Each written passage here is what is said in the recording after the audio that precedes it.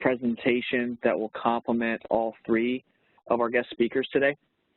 But first, I just want to extend immense gratitude for taking the time out of your busy schedule today, as we're extremely excited to present to you our presentation on shadow revenue, and more specifically, our process and identification of the gaps in uncollected business tax revenue. We will begin our presentation by providing further context around the need for additional funding across local communities, and additionally, how certain revenue streams go uncollected. This will be followed by a results-driven case study that includes the three-phase process Avenue used to identify thousands of unlicensed businesses, resulting in millions of dollars in new revenue. Our conversational style presentation will last roughly 30 to 35 minutes, followed by a brief 10 to 15-minute question and answer period directly following the presentation. Those questions can be submitted through the chat feature here in WebEx, or you can send those inquiries directly to our team standing by at webinars@avenueinsights.com, and we'll make sure to get those questions answered.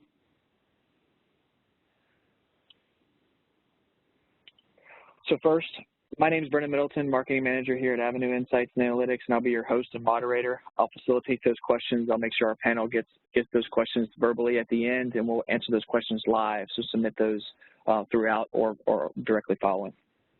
Next, I'd like to introduce to you all three of our presenters. First, one that we're extremely excited about and very thankful, one of our longtime partners and valued customers, Revenue Manager for the City of Richmond, California, Antonio Banuelos. Antonio will help us tell the story of the partnership with Richmond and highlight the key impacts that Avenue and Richmond were able to make together with regard to this undiscovered revenue. Next, Avenue's Senior Vice President, Patrick Scott.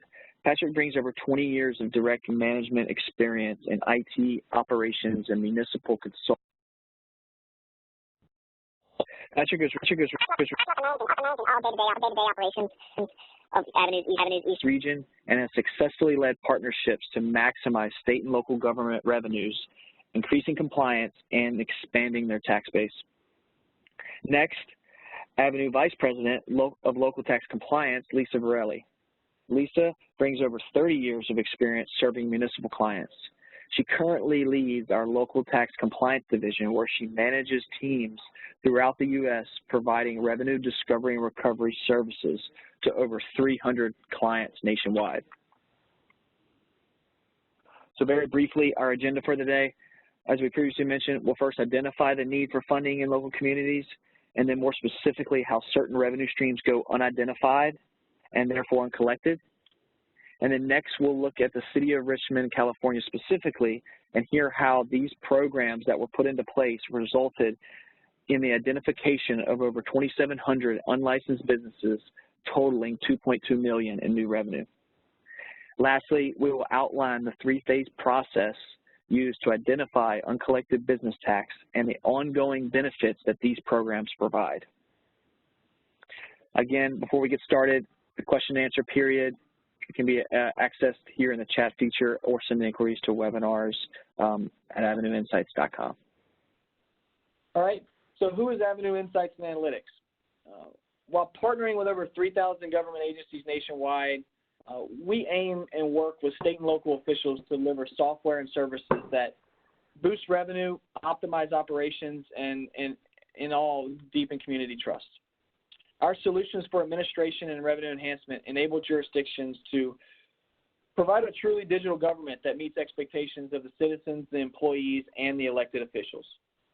So without further ado, I'd like to welcome Patrick Scott. Good afternoon, everyone, and thank you for joining us. As many of you are aware, the need for funding, the expectation of services, and the constraint on resources have never been greater. While state and federal funding has been shrinking to local jurisdictions, we've seen a number of jurisdictions, over 61 municipalities since 2010, that have gone into bankruptcy.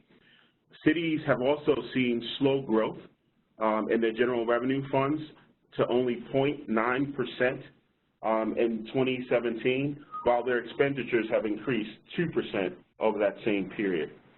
We hope today with this webinar that we can help you shed some light on how Avenue helps local governments increase their revenue, level the playing field by making sure everybody's paying their fair share, help increase taxpayer education and business community awareness of the compliance and their tax requirements, provide support to local jurisdictions who are already strapped with constrained resources, and illuminate for you how we develop these programs and provide solutions in a self-funding and budget-neutral way.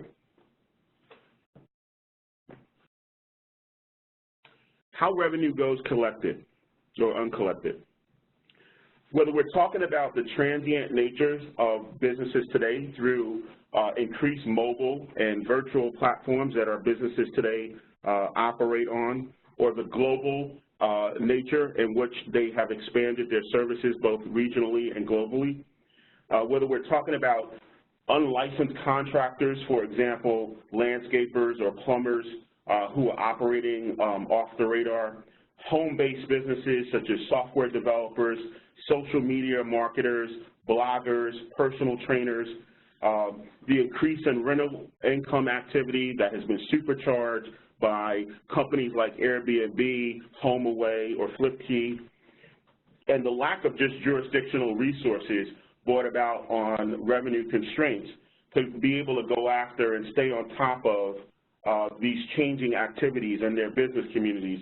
These things all contribute to the revenue gaps and the compliance issues that we've seen around the country with many of our clients and the communities that we serve.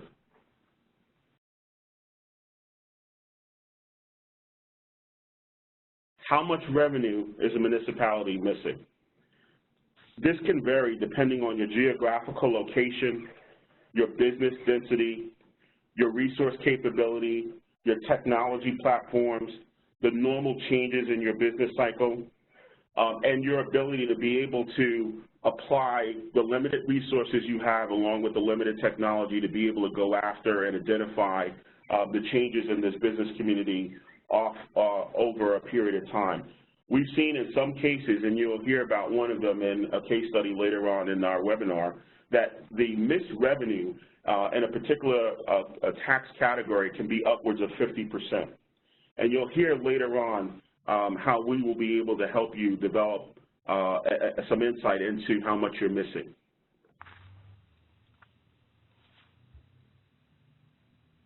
Thanks, Patrick. So next, let's shift gears. I'd like to welcome, again, Antonio Banuelos.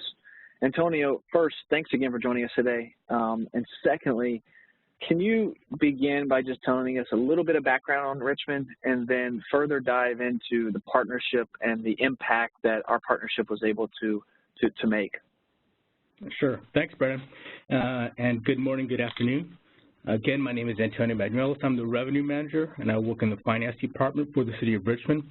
In the revenue team, we have 5 people focused basically on cashiering, invoicing, payment processing, but only one that is really dedicated to business license outreach and collection.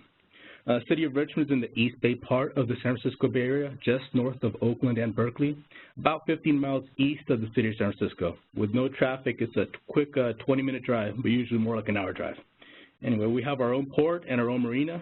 We will shortly have a new ferry service and terminal take commuters and tourists across the bay to San Francisco via a 30-minute boat ride. There's currently a lot of activity in the city of Richmond.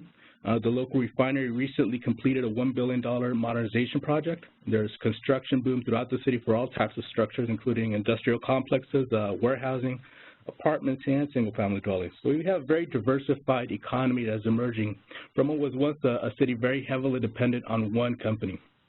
The city of Richmond, I'm sorry.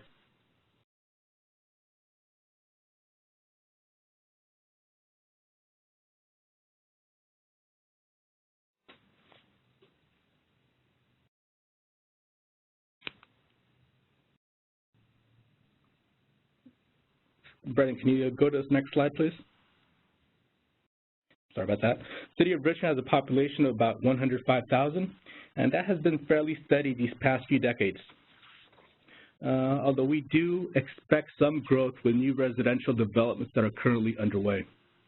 We currently have 750 employees. but through retirements mostly these past 10 years, we streamlined that workforce down to 750. No layoffs though. Nearly half the employees here in the city of Richmond work in public safety. Our general fund budget of $168 million is made up primarily in property taxes, which is 22% of the general fund. In California, because of Prop 13, we rarely see huge upticks in property tax, usually steady growth though, with some spikes when new developments come along. Sales and use tax for us is about 25% of general fund. Sales tax has been growing at a really good pace in Richmond throughout the various segments. Utility user tax for us is 29%, our largest revenue segment. UUT, unlike sales tax though, has been slowly going down, primarily because people are going away from cable. They're getting cheaper cell service, and many households are opting for solar power. These main revenue streams are what they are, meaning there's often very little we can do to increase the revenue without going to the voters. We are left at the whim of the market or the economy. The best we can hope for is to understand the trends, make accurate projections, and plan accordingly. The last 24% comes from various other taxes and fees, including business license tax. In Richmond, business license tax is the main revenue that we are solely responsible for. We're not dependent on the state or the county to collect for us. Our efforts lead us to more or less tax collection. Balancing the budget every year seems to get harder and harder. As mentioned by Patrick, expenses are rising faster than revenues. So when we were facing significant budget gap a couple years back, we knew we had to quickly find new revenue without going to the voters. We had no money to spend on this. So when Avenue came along with a proposal to find and collect business license tax on a contingency fee basis, it was a no-brainer for us. It also happened to coincide with some other issues and projects that were just starting in Richmond. Voters had recently approved a new rent control ordinance, residential inspection program with the aim to safeguard and preserve the housing stock was underway, and this was coupled with increasing demand of the local residential housing. So we have this interesting paradox in Richmond. Long-time residents associate Richmond with crime pollution. Newer and younger residents associate Richmond with nice coastline with a great waterfront views with bay trails and biking trails, and relatively low cost of living, but also with very convenient location to the job centers of San Francisco, Oakland, and Berkeley. Also, by Bay Area standards, the rents are cheap here. For a one-bedroom apartment, for example, the average rent in San Francisco is $3,500. In Richmond, it's $1,500. So also add modest housing for sale. The median home value in San Francisco is $1.4 million. In Richmond, that's $500,000. So it is in this changing environment, we still see the historical legacy that keeps housing costs modest, but those same low costs are attracting people fleeing from skyrocketing rents in other parts of the Bay Area and pushing out long-time residents. Because of the increased demand, property owners are able to increase rents without investing in their properties. So we see people converting garages and in-law units to regular rents and even to short-term rentals. This without going through the proper permitting process or paying their corresponding taxes. But let me back up a little bit. In Richmond, back in 2003, we started considering any rental property, both commercial and residential, a business. We have been reaching out to landlords and trying to collect that tax, but the compliance rate has been very low, only about 25%. We have tried different methods. We've tried mass mailing, we tried amnesty programs, but frankly, we didn't have the manpower to properly follow up with every single letter we sent and quickly answer every single telephone call that we received. We often got the same response from the property owners. We've owned this property for a long time and never knew we had a license. At least that's what they claimed. Now with the rent control and the rent inspection programs coming up, we knew property owners would not be happy with another tax and another fee. But we knew we had to be more aggressive to make sure everyone was paying their fair share.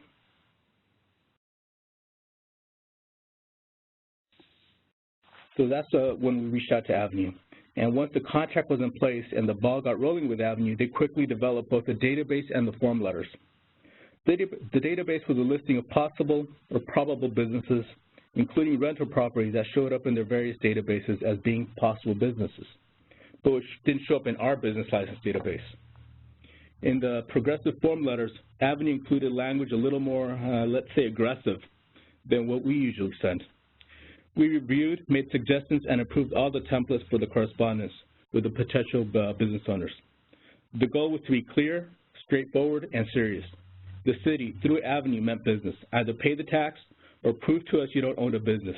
The onus was on the business owner to demonstrate that. Additionally, to give non-compliant businesses an incentive, the City Council approved an amnesty program.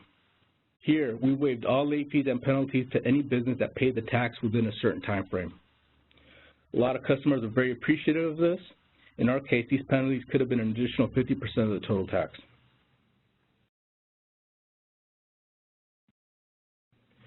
So with the efforts of Avenue, they identified and collected from nearly 2,800 businesses. Most of these for us were rental properties. For rental properties, we went from 24% compliance to nearly 70% compliance. We still have ways to go, but we're happy with the progress made these past couple of years. Avenue brought in $2.2 million the first year. This included many businesses paying up to 3 years in back taxes plus the current year. It also helped shore up our rainy day fund. We ended up that year with a nice little surplus in the general fund. Also, the yearly base increased by about $360,000 per year, conservatively. This new recurring revenue, which we wouldn't have had without this program. For us, this is the equivalent of a couple of rookie police officers. And also definitely helps close the yearly general fund budget gap that we have to manage every year. So identifying the rental properties also helps shore up our rental property database for the other programs we have rolled out. It also helps in ensuring more people are paying their fair share and are in compliance with the various regulations in the City of Richmond. And finally, it helps in reaching out and educating taxpayers on their obligations when operating in the City of Richmond. Awesome.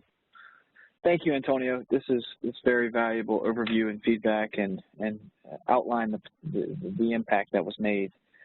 Next, I'd like to welcome our Avenue Vice President, Lisa Varelli, who leads our local tax division. Lisa, can you dive into the three-phase process that was used for Richmond and many, many other jurisdictions that you and your team manage?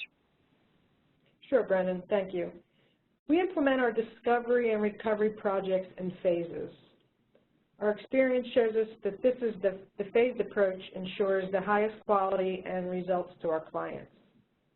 Once we sign a contract for services, I will assign a project manager and a project team that I determine is best suited to execute the services for a given jurisdiction.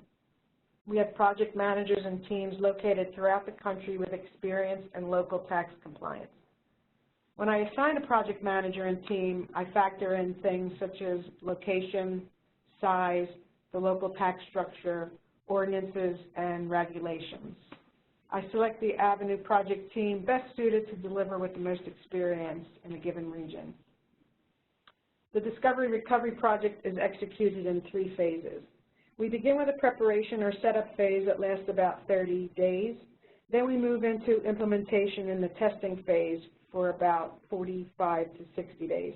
Finally, we enter into the active phase that is ongoing and iterative.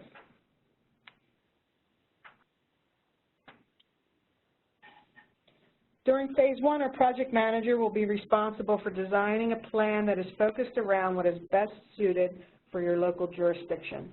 We begin by analyzing your local ordinances, tax structure, local business environment, and demographics.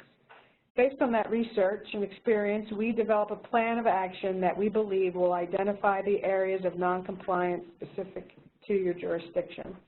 We will present this to you as our recommended approach and focus of our discovery efforts. Early in phase 1, shortly after the contract is signed, we have a kickoff meeting with you and your designated staff. Ideally, this meeting will include the person or persons that are designated as the project lead on your side. This meeting is our first opportunity to collaborate with you and lay out the scope of our project. We'll listen to your needs and goals for the engagement. We will walk through the process and explain our phased approach in detail. The topics usually are, first, an introduction to our team members and their role and responsibilities, and what you can expect from us. Second, we make a recommendation from the results of our research and analysis that I described earlier. We'll discuss your current level of compliance, what discovery efforts, if any, do you have in place now or in the past. What do you believe to be your areas of greatest noncompliance? Do you have any specific areas of focus for us? Any suggestions or any concerns? At this time, we'll decide where to focus our discovery efforts. Third, we discuss the documents and the scripts that we'll use for your projects, and we will create and present those to you for your approval. Our process for accepting payments, applications, billings, and any system requirements that you may have. Reporting frequencies, what we need from you, which is normally data and approvals. We'll wrap up the meeting by agreeing on the above items, and we also define what our next steps will be.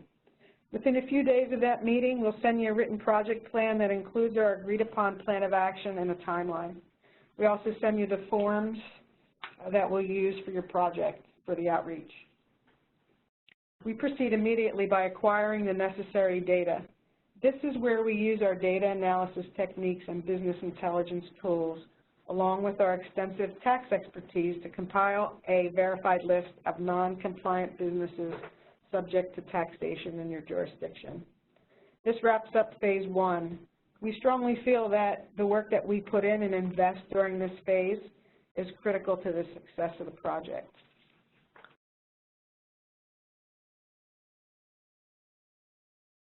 Phase two.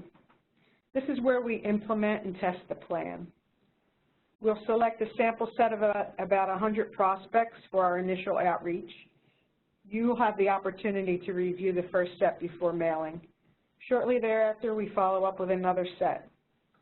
After this initial outreach, this is when we begin to receive inbound calls, correspondence from taxpayers, and we start getting applications and payments. We'll also ask you to test any calculations for interest and penalty for us to bill, because we want to make sure that 100% of our calculations are in sync with your methodology. During this phase, we take the opportunity to review everything and make any adjustments that may be necessary before we enter full production.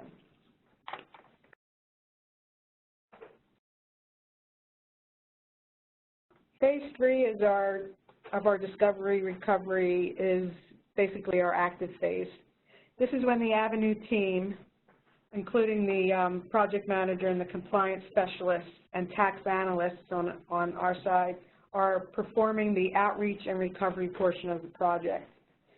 The outreach and recovery performed by our Avenue staff includes mailing of a series of 3 notices, outbound phone calls and emails. We'll respond to taxpayers and their representatives by phone and in writing.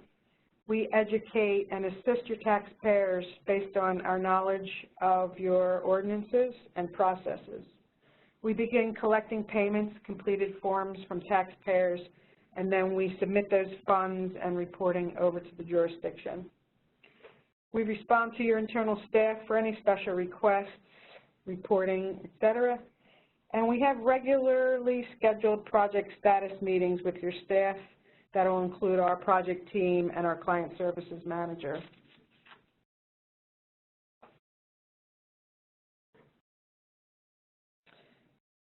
This is a good representation of how our discovery recovery cycle works.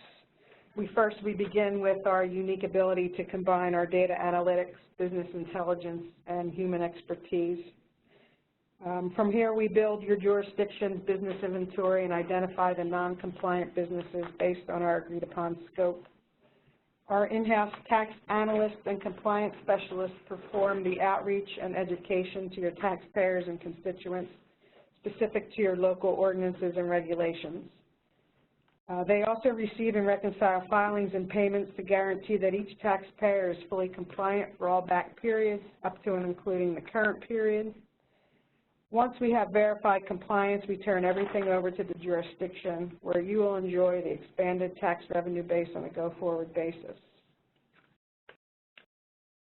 So, based on our experience, where do we find it? To give you some idea of the discovery projects where we find most of the non-compliance and where we actually are able to generate the most revenue, come from general business. Those are the brick and mortars. Here we also serve to drill down to businesses operating within a business, who's operating in the Walmart, who does their security, their janitorial services, et cetera. Second would be the commercial, industrial, farming, residential rental income. This is a very high area of noncompliance throughout the country. Contractors and subcontractors. These are always a problem with compliance. Itinerant transient businesses, home-based businesses, short-term rentals, another trending area of noncompliance. We also find a lot of noncompliance to be industry-specific. For example, we'll take a look at hospital complexes or other industrial complexes to find providers that might be operating independently within these bigger businesses. It's our experience that most jurisdictions simply don't have the resources to commit to these compliance efforts, and we're able to bring our expertise and committed resources to raising these revenues. Our collaborative approach is the foundation for successful partnerships. The presentation and result that Antonio shared earlier is a very good example of the value we bring through the delivery of our discovery and recovery services to our clients. Our partnerships tend to focus with our clients on identifying the problem, developing the planned solution, and implementing the solution and providing the results.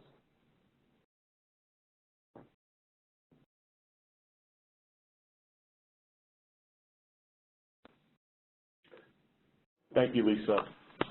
Our tax experience, our national scale, allows us to bring the industry best practices to every engagement that we conduct around the country. Our historical experience in developing the phase approach that Lisa just talked about, along with our legislative team that keeps track of both state and federal legislation that may impact local governments, allows us to deliver a high-quality project to each and every engagement around the country. We are able to adapt and provide programs for jurisdictions large and small throughout the country, varying tax types, varying resource sizes. An example of some of those engagements in a model, for example, Warren County, who's a new client to us, who just signed up with us this year.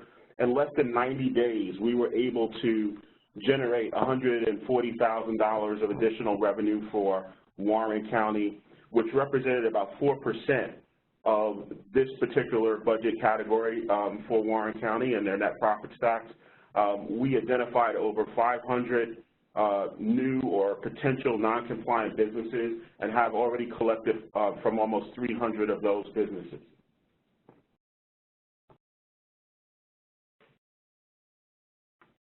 In Vestavia Hills, for example, who's a long-term client of ours, we've recovered close to $1.6 million for Vestavia Hills, identified almost 3,000 businesses that were operating off the radar, and we're able to work with them to create a level playing field, making sure that everybody was paying their fair share, and provide and work with Vestavia to provide a equitable distribution of their tax enforcement and compliance process.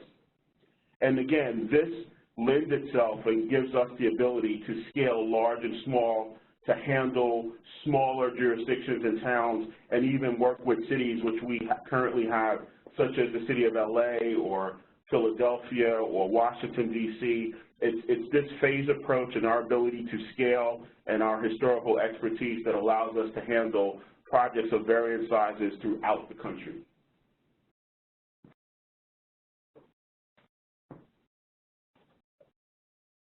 One of the things that we're most proud of is not just our ability to go in and stand up a project for a given jurisdiction, but the ongoing benefits of that project. So when we go in and our discovery projects identify businesses who have been operating below the radar or transient businesses that are flowing in and out of a given jurisdiction, the benefit of that work is seen year over year in the expansion of the tax base, as alluded to in the case study for Richmond, where they're seeing at least, at minimum, a $360,000 increase in revenue year over year. And as we stated, that contributes to new police officers, teachers, funding revenue officers, and other projects within the community. It also provides a sense of fairness, that your business community understands that the city is partnering and going all out to make sure that everybody is contributing to the success of the community as a whole. And it's one of the things that we're most proud of.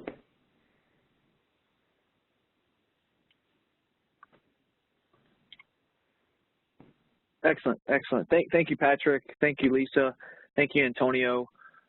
Next, I'd like to kind of shift into the final portion of our presentation today and answer the questions that many of you have provided already through the chat feature and also through our webinar's email distribution.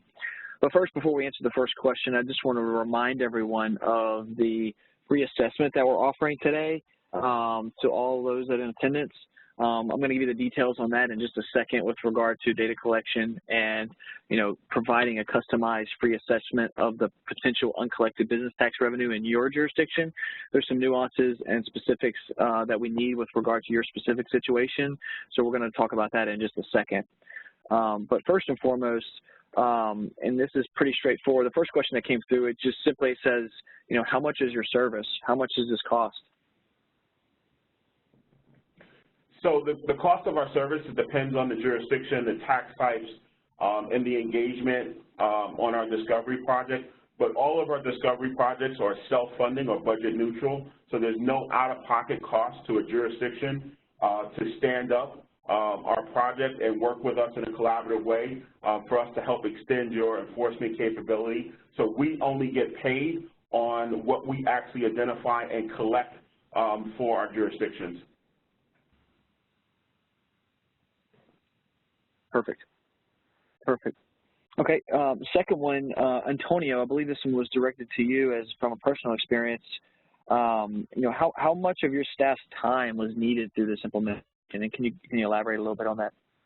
Sure, Brennan. Well, I was a point person with Avenue. Anybody had any inquiries, they would direct them directly to me. I took all the phone calls. I worked with Avenue in trying to set up database where I could upload it into our system. We tried to avoid any manual entry into our software. Also provided to Avenue our database, so worked with our IT to streamline that.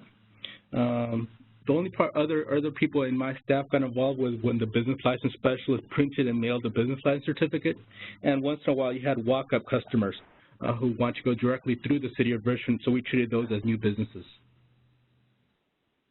Fantastic. Okay. Thirdly, we had a question come through, Patrick, Lisa. What experience do you have working with small towns, specifically with populations below 10,000, 7,000, 5,000, and what's your experience and what kinds of new revenues have you documented on that scale?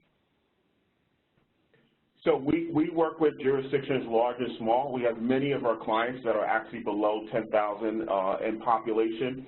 And again, the beauty of our program is we develop a specific solution for that particular jurisdiction, for those particular tax types that you levy, for your ordinance, your exemptions, and your resource capability. So it doesn't matter to us whether you're a jurisdiction of 5,000 or 50,000. We are developing a solution that's uniquely specific to deliver the results for your particular jurisdiction. And again, the range of fines really runs the gamut. I mean, we have some jurisdictions that have a 10,000 population, and we could have, $100 or $200 or $300,000 fine because they have, a single industrial or commercial entity operating within that jurisdiction that's been in a non-compliant situation. So it could run the gamut as far as what we find in the size of the jurisdiction. Okay. This was more of a general statement. It seems like a question as well, though. It says, we're understaffed today. I think we referenced the question a minute ago, how much of my staff's time is needed. Patrick, Lisa, can we talk to the understaffing piece for some of these jurisdictions that don't quite have the staff that's able to commit to a full-on, process like this, and what do we do when that's the case? Sure. We have experience with a large number of our clients that have very, very small staff, you know, maybe a half of an FTE dedicated to this work, and we're able to partner with them and complement their staff.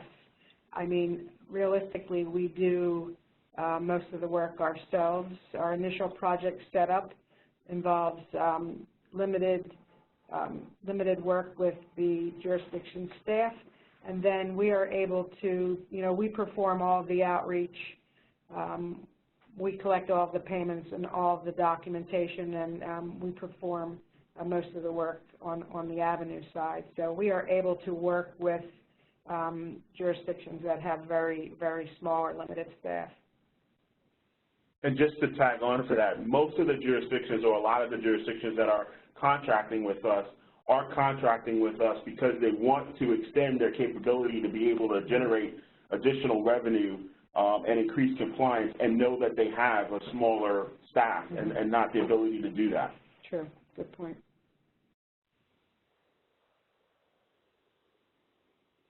Great. Another question that came through was, is this in perpetuity, or is the database ever turned over to the local government? The database is always your database, so it's never Muni's database. So we're just working to identify anomalies or folks that are operating outside of your current database. So our job is to actually add or improve your database, but it's always the jurisdiction's database. We continue to provide the discovery through the life of the contract, so we'll run these projects 1 or 2 times per year while we're under contract to continue to discover new businesses that come into your jurisdiction.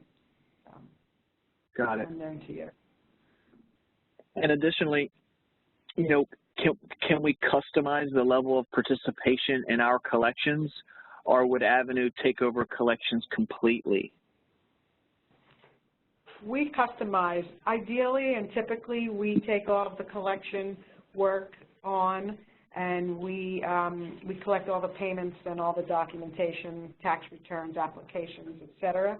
We are flexible when we set up our projects, and when we work with our clients, we are definitely flexible, and we want to complement the work that's done at the jurisdictions level. So we're definitely open to working with the jurisdiction to set up a process that works for them. And guys, this one has come through several times already. It says, do the collections of the revenue go straight to Avenue or to the city first, and then, you know, or to Avenue and then remitted back to the city, or to the city and then remitted back to Avenue? And can you speak to that process a little bit? Sure. So typically they come to us, come to Avenue. We take the collections of all the actual payments and the documentation, and then we perform our compliance work and we turn everything over to the jurisdiction. But we do have some jurisdictions that want to receive the money themselves. So we are definitely flexible, and we will let those collections go directly to the jurisdiction. We're fine with that. We just set up a process that works for both parties. And Patrick, as a second, you know, tier to that question, I think someone was asking, you know, can you provide a little bit of scope of how much, you know, revenue or how much Avenue administers kind of on a national scale? You mentioned you're a national company. Can you just provide kind of a high level of, you know, the scope in which we provide, you know, services to our clients nationwide?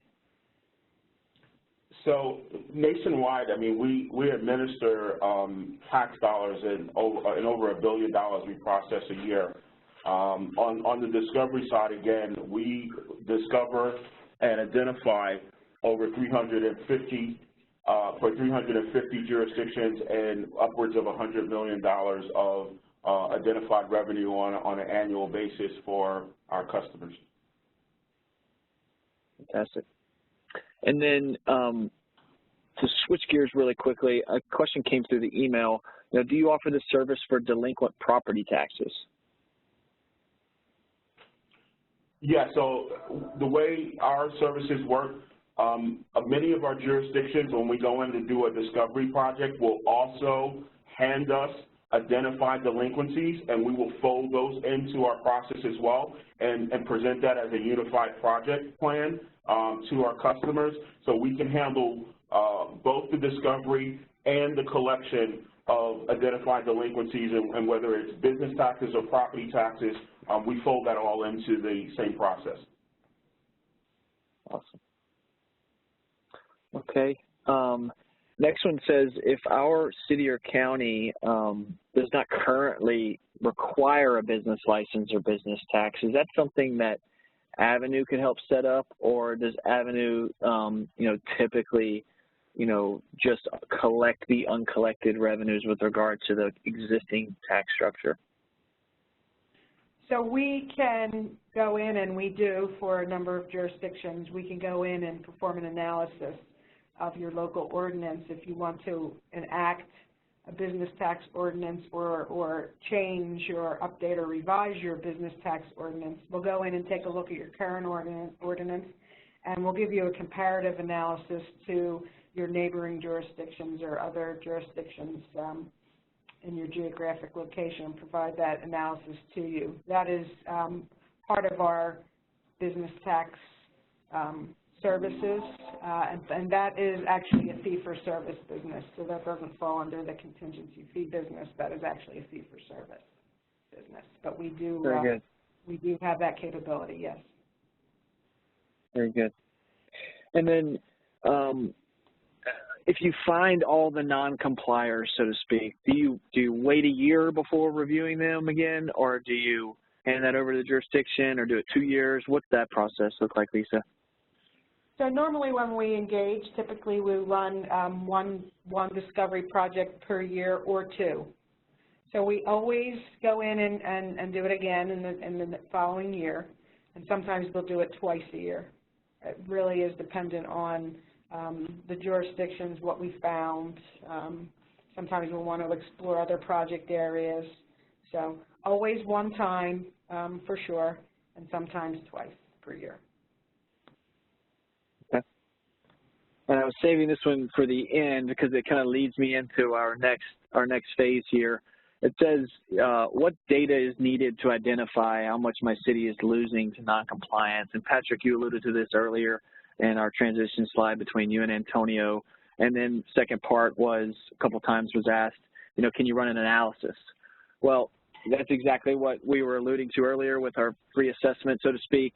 We are offering a free assessment today to all of you that have joined us. We'd love to provide a customized analysis of the potential uncollected revenue or business tax revenue for your jurisdiction. There is some unique data points that we need from you, and maybe some customized, nuance that are unique to your specific situation, maybe a focus area here or there. So we would need a few data points from you in order to provide that analysis.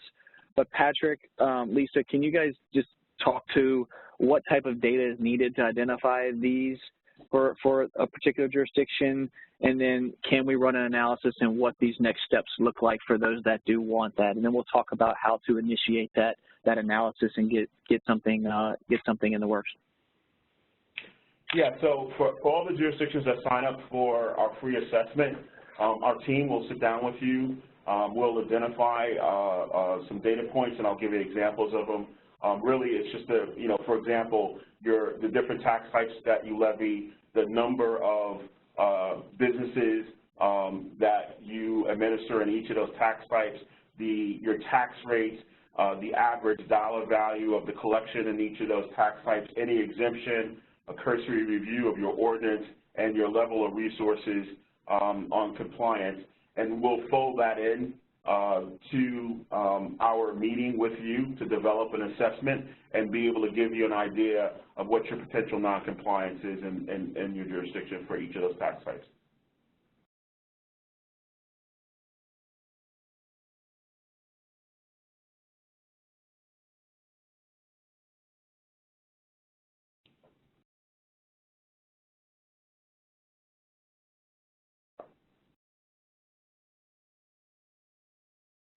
Any other questions come through, Brennan? Oh, I apologize, guys. I had myself on mute, so forgive me for that. I was bringing us to the end there. Lisa, if you didn't have anything further to add with respect to the free assessment, we will, as a team, will be working directly with those of which are on the webinar today with Lisa and Patrick on communicating to you guys with regard to the free assessment. So you're talking to the folks that will be working directly with you. With that, I just want to wrap us up today. We're coming up against 45 minutes. I just want to thank everyone for joining us. Thanks for taking the time today. If you have those free assessment inquiries and you would like for us to perform that for you, please send that inquiry to webinars@avenueinsight.com. That's webinars, plural, at Avenue, A-V-E-N-U, Insight, INSIGHTS.com, and we'll be happy to facilitate that for you and get that in the works. Again, thanks for joining us. I appreciate your time today. Thanks, Lisa. Thanks, Patrick. Thanks, Antonio. And we hope to hear from you soon.